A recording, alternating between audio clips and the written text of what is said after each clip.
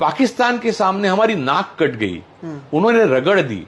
और जानते हैं कि हमारे प्रधानमंत्री जी ने क्या कहा है, तो हमें पूरा अंदेशा है कि अब पाकिस्तान पे बिजली कड़कने वाली है। आप एक बार अंधभक्ति का चश्मा हटाना और उसे साइड में रखना, तो आपको पता लगेगा कि हम युद्ध हार चुके हैं। तब आपको क्यों का सर्वर क्रैश हुआ है या हैक हुआ है? 3 राफेल गिर गए, 20 नौजवानों का देहांत हो गया, और आप मीडिया वाले कह रहे हो कि मोरल विक्ट्री मिल गई। हाँ, चीनी आधुनिक लड़ाका तैयारे J-35A जल्द पाकिस्तान को मिलने वाले हैं। ये सुनकर भारतीय मीडिया की चीखें निकल रही हैं। सिर्फ हैकर्स के साइबर हमले से कितना नुकसान और मुश्किलात भारत को उठाना पड़ी, खुद भारतीय मीडिया ने अब बताना शुरू कर दिया है।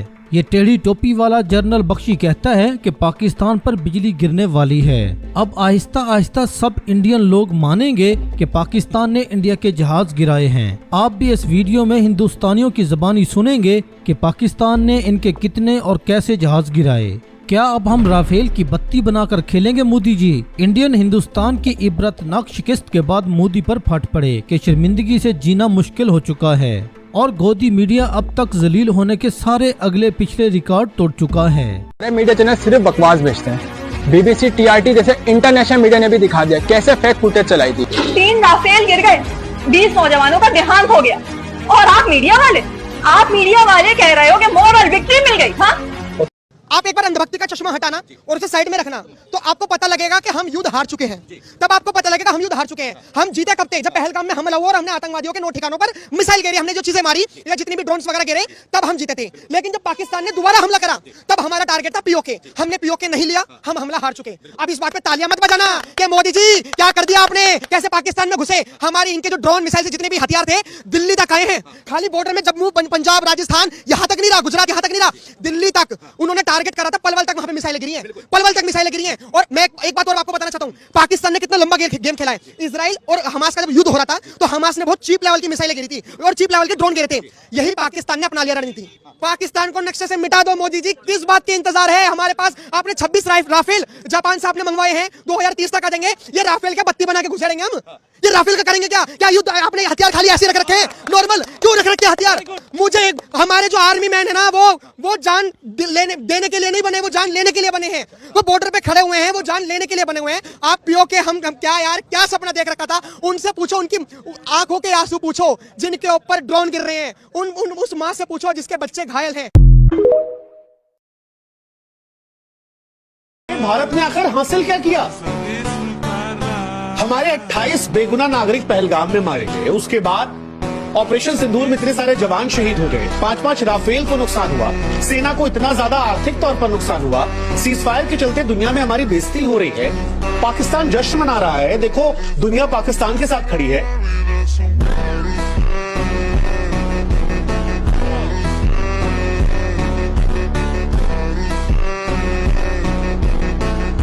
ऑपरेशन सिंदूर के दौरान पाकिस्तान को हुए भारी नुकसान के बाद चीन ने पाकिस्तान को मजबूत करने के लिए अपने आधुनिक स्टेल्थ फाइटर जेट J-35A की डिलीवरी में तेजी लाई है। न्यूज 18 इंडिया को सूत्रों से एक्सक्लूसिव जानकारी मिली है। आपको बता दें, अगस्त 2025 में पाकिस्तान को 30 जेट्स की पहली खेप मिल सकती है। यह फैसला हाल ही में भारत और पाकिस्तान के बीच हुए टकराव के बाद लिया गया है। आनंद हमारे सहयोगी हमारे साथ जुड़ रहे हैं। आनंद, और क्या डिटेल्स मिल पा रही हैं? देखिए, सबसे बड़ी बात यह है कि पाकिस्तान को अब चीन का पूरा खुल के सहारा मिल रहा है, साथ मिल रहा है। पाकिस्तान ने ये कहा है कि उनकी 5th जनरेशन स्टेल्थ फाइटर्स हैं J-35, उसकी एक खेप जो जून 25 को पूरी फ्लीट का एयरक्राफ्ट जो है वो उनके पास वो लेकर आने वाले हैं, उनको देने वाले हैं। वो भी 50% डिस्काउंट में देने वाले हैं।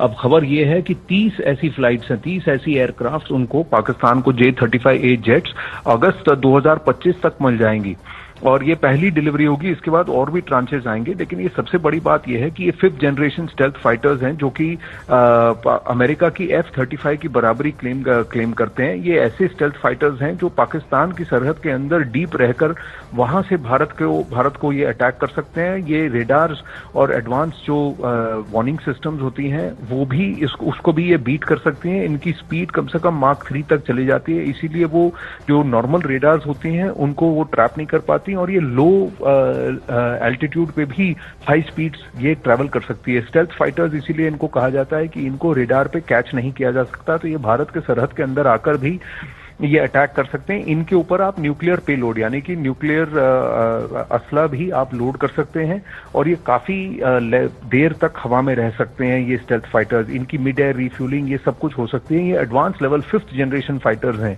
तो इसकी वजह से पाकिस्तानी एयरफोर्स की एबिलिटी बहुत ज्यादा हो सकती है, ये खबर है। लेकिन सबसे बड़ी बात यह है कि अगर चीन 50% डिस्काउंट पर पाकिस्तान को 30 ऐसी फ्लाइट एयरक्राफ्ट दे रहा है, तो यानी बहुत बड़ा ट्रांजैक्शन है ये। और इसका मतलब सिर्फ यही है कि पाकिस्तान के अंदर चीन की पकड़ बहुत ज्यादा मजबूत हो गई है।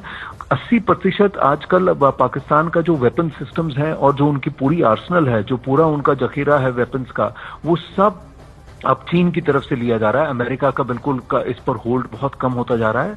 और यानी यहां तक भी कि इंटेलिजेंस इनपुट्स ये थे कि जिस दिन 6 और 7 तारीख की रात को जब भारत ने वहां पर टेरर स्ट्राइक्स किए थे, इंफ्रास्ट्रक्चर पर स्ट्राइक्स किए थे, काउंटर ऑपरेशन सिंदूर लॉन्च किया था, तब चाइनीज इंजीनियर्स पाकिस्तानी सेना के साथ उनके रेडार सिस्टम्स और इंटेलिजेंस गैदरिंग सिस्टम्स को वो मॉनिटर कर रहे थे और उनको कैसे मैनेज करना है, किस तरह से फॉरवर्ड एरियाज में मूव करना है, इसमें चाइनीज हाथ इतना ज्यादा था कि भारतीय सेना खुद और के अधिकारी, टॉप लेवल पे अधिकारी खुद सरप्राइज हो गए कि इतना चीन का इन्वॉल्वमेंट कैसे हो सकता है और चीनी इतने ज्यादा इसमें कैसे इन्वेस्टेड है। तो अब आप ये समझ लीजिए कि सीपेक जो कि ऊपर गिलगिट बाल्टिस्तान में है, वहां से लेकर ग्वादर जो बलूचिस्तान में है, ये पूरा length and breadth of Pakistan अब चीन के कंट्रोल में आ रहा है धीरे धीरे। और धीरे धीरे पाकिस्तान एक वैसल स्टेट जिसको कहते हैं गुलाम देश हो गया है पाकिस्तान चीन का, क्योंकि चीन अभी तो 50% डिस्काउंट दे रहा है, लेकिन एक एक पाई वो इंटरेस्ट का इससे जरूर लेगा पाकिस्तान से, और वो इसके एवज में पैसे नहीं लेगा, वो इसके एवज में जमीन मांगेगा। क्लियर कहीं ना कहीं नजर आ रही है कि सीपेक को बचाने के लिए पाकिस्तान के साथ इस तरीके की डील 50% डिस्काउंट पर, सीपेक को बचाने के लिए नहीं है कि पाकिस्तान अब उनसे, पाकिस्तान के अंदर आर्मी और उनके आकाओं से नहीं चलेगा, तो चीन अब उसका आका बन गया है पाकिस्तान का। अब चीन बोले हमारा 5th जनरेशन फाइटर 10-12 साल के बाद बनना शुरू होगा, डिप्लॉय नहीं होगा, बनना शुरू होगा। चाइना का J-20 बन चुका है, डिप्लॉय हो चुका है, J-30 उसका आ रहा है। अमेरिका के पास ऑलरेडी कई सालों से F-22 चल रहा है और अमेरिका का F-35 ऑलरेडी अमेरिका में तो उड़ ही रहा है, वो 10 और देशों में उड़ रहा है। भारत के पास है नहीं। अमेरिका से चलो हमें कोई खतरा नहीं है, लेकिन हमें चीन से खतरा है। और चाइना भारत को चोट पहुंचाने के लिए अगर उसको फ्री में भी देने पड़े 2-4 स्क्वाड्रन्स, वो पाकिस्तान को दे देगा, फ्री में दे देगा कि भारत को, क्योंकि उसका एम है भारत को कंटेन करना। तो पाकिस्तान से बोलेगा कि ठीक है हम ईस्ट से करते हैं, आप वेस्ट से करो। वो पाकिस्तान को भी देखना, क्योंकि पाकिस्तान के पास इतनी औकात तो है नहीं, इतने पैसे नहीं है कि खरीद ले 5th जनरेशन, तो भीख मांग ले लेगा उनसे, चाइना दे देगा उनको। आप एक बात सोचिए फिर भारत क्या करेगा, क्योंकि जब तक भारत का 5th जनरेशन जेट आएगा तब तक चाइना का 6th जनरेशन जेट जो है fighter jet 6th generation, China 6th पे काम कर रहा है। जैसे हमने 5th पे शुरू करा है ना, चाइना ने 6th पे काम शुरू कर दिया, और चाइना ने 1-2 साल पहले शुरू कर दिया था 6th पे। तो जब तक हमारे 5th आएंगे चाइना का 6th उड़ने लग जाएगा। पाकिस्तान के सामने हमारी नाक कट गई, उन्होंने रगड़ दी, और वो अपने दोस्त के लिए हो या और भी कई तरह, जो ट्रंप के सामने, ट्रंप बोलते, ट्रंप ने इजराइल को रोक नहीं सका, ट्रंप यूक्रेन को नहीं रोक सका, ट्रंप रशिया को नहीं रोक सका, तो ट्रंप मोदी को क्यों रोक सका? उन्होंने बहुत सितम किए, बहुत जुर्म किए मोदी जी ने 11 साल में, हम पे, लोगों पे, जनता पे, लेकिन कभी नाराज नहीं हुआ उनसे। लेकिन पाकिस्तान के सामने हमारी नाक कट गई, उन्होंने रगड़ दी, और वो अपने दोस्त के लिए हो या और भी कई तरह, जो ट्रंप के सामने, ट्रंप बोलते, ट्रंप ने इजराइल को रोक नहीं सका, ट्रंप यूक्रेन को नहीं रोक सका, ट्रंप रशिया को नहीं रोक सका, तो ट्रंप मोदी को क्यों रोक सका? क्योंकि मोदी डरते हैं। तो ऐसा कुछ है कि जिसके लिए वो डरे। आप जानते हैं कि हमारे प्रधानमंत्री जी ने क्या कहा है, तो हमें पूरा अंदेशा है कि अब पाकिस्तान पे बिजली कड़कने वाली है। कांग्रेस के जो स्टेडियम में उन्होंने ये कहा कि युद्ध ही कोई ऑप्शन नहीं। अरे साहब, मेरे को किसी से पार्टी से 2 टके का लेना देना नहीं, ठीक है साहब। हम देखिए, हम सब भारतीय हैं, और जब युद्ध आता है, युद्ध के बादल छाते हैं, सब एकजुट हो जाते हैं। मैं बिल्कुल ऐसे बयानबाजी में विश्वास नहीं करता। बठिंडे दे विच जहाज डिग्गा है, ये तो कन्फर्म्ड है। क्यों? तस्वीरां आ गई जी, ਹਸਪਤਾਲ ਤੋਂ ਪੁਸ਼ਟੀ ਆ ਗਈ, ਨਹੀਂ ਉਹ ਛੱਡੋ, ਤਸਵੀਰਾਂ ਵਿਜ਼ੂਅਲ ਤੇ ਆ ਗਏ ਸੁਖਮ ਸਾਹਿਬ, ਉਹ ਤੇ ਫੇਕ ਵੀ ਬਣ ਸਕਦੇ ਆ ਤੇ ਪੁਰਾਣੇ ਵੀ ਵਰਤੇ ਜਾ ਸਕਦੇ ਆ, ਪਰ ਇੱਕ ਕਨਫਰਮੇਸ਼ਨ ਆ ਗਈ ਕਿ ਇੱਕ ਵਿਅਕਤੀ ਦੀ ਮੌਤ ਹੋ ਗਈ, ਇੰਨੇ ਬੰਦੇ ਇੰਜਰਡ ਨੇ। ਅਕਲੀਆਂ ਪਿੰਡ ਦੀ ਇਹ ਘਟਨਾ ਜੀ, ਠੀਕ ਹੈ ਜੀ। ਅਕਲੀਆਂ ਪਿੰਡ ਦੀ ਇਹ ਜਿਹੜੀ ਘਟਨਾ ਹੈ, ਉਹਦੇ 'ਚ ਜਿਹੜੇ ਕੁਝ ਪੱਤਰਕਾਰ ਉੱਥੇ ਗਰਾਊਂਡ ਤੇ ਪਹੁੰਚਣ ਦਾ ਯਤਨ ਕਰ ਰਹੇ ਸੀ, ਉਹਨਾਂ 'ਚੋਂ ਇੱਕ ਕੋਈ ਮੇਰਾ ਦੋਸਤ ਸੀਗਾ, ਉਹਦੇ ਨਾਲ ਮੇਰੀ ਗੱਲ ਹੋਈ। ਉਸਨੇ ਇੱਥੋਂ ਤੱਕ ਦੱਸਿਆ ਕਿ ਮਿੰਟੂ ਯਾਰ 2-3 ਪਿੰਡਾਂ 'ਚ ਸਮਾਨ ਖਿਲ ਰਿਹਾ ਹੋਇਆ ਹੈ ਜਹਾਜ਼ ਦਾ, ਕੱਲਾ ਅਕਲੀਆਂ ਪਿੰਡ 'ਚ ਨਹੀਂ ਜੀ। ਫਿਰ ਇੱਥੋਂ ਇੱਕ ਹਿਸਾਬ ਲੱਗਦਾ ਹੈ, ਹਿਸਾਬ ਇਹ ਲੱਗਦਾ ਹੈ ਕਿ ਕਿਤੇ ਨਾ ਕਿਤੇ ਕੁਝ ਐਸਾ ਹੋਇਆ, ਕਿਉਂਕਿ ਦੇਖੋ 2 ਐਸੀਆਂ ਨੌਬਤਾਂ ਹੁੰਦੀਆਂ ਨੇ ਕਿ ਜਹਾਜ਼ ਡਿੱਗਦਾ ਹੈ। ਇੱਕ ਤੇ ਹੁੰਦਾ ਕਿ ਜਦੋਂ ਮਤਲਬ ਕਿ ਕੁਝ ਵੀ ਕਾਰਨ ਰਹੇ ਹੋਣ ਕਿ ਉਹਦੇ ਕੋਲ ਅਸਮਾਨ 'ਚ ਉੱਡਣ ਦੀ ਸਮਰੱਥਾ ਖਤਮ ਹੋ ਜਾਂਦੀ ਹੈ, ਥੱਲੇ ਡਿੱਗਦਾ ਹੈ। ਜਿਵੇਂ ਆਪਾਂ ਆਮ ਹੀ ਦੇਖਦੇ ਮਿੱਗ ਡਿੱਗ ਪਿਆ ਜੀ ਫਲਾਣਾ, ਕੋਈ ਟੈਕਨੀਕਲ ਐਰਰ ਪੈ ਗਈ ਜਾਂ ਕੋਈ ਇਸ ਤਰ੍ਹਾਂ ਦੀ ਚੀਜ਼, ਹਾਂਜੀ, ਉਹ ਥੱਲੇ ਆ ਕੇ ਬਲਾਸਟ ਹੋ ਗਿਆ ਜਾਂ ਕੁਝ ਵੀ ਇਦਾਂ ਦਾ। ਇੱਕ ਹੁੰਦਾ ਮਤਲਬ ਕਿ ਹਵਾ 'ਚ ਬਲਾਸਟ ਹੋਣਾ, ਉੱਥੇ ਹਵਾ 'ਚ ਬਲਾਸਟ ਹੋ ਜਾਣਾ। ਤੇ ਜੇ ਟੁਕੜੇ ਦੂਰ ਡਿੱਗੇ ਆ ਸਭ, ਕਿਉਂਕਿ ਮੈਂ CNN ਦਾ ਵੀ ਕੱਢਿਆ, ਉਹ ਵੀ ਇਸ ਗੱਲ ਦਾ ਹਵਾਲਾ ਦੇ ਰਿਹਾ, ਪਰ ਜਿੰਨੀ ਕੁ ਸਾਨੂੰ ਜਾਣਕਾਰੀ ਆ ਜੀ, ਚਾਰਾਂ ਦਾ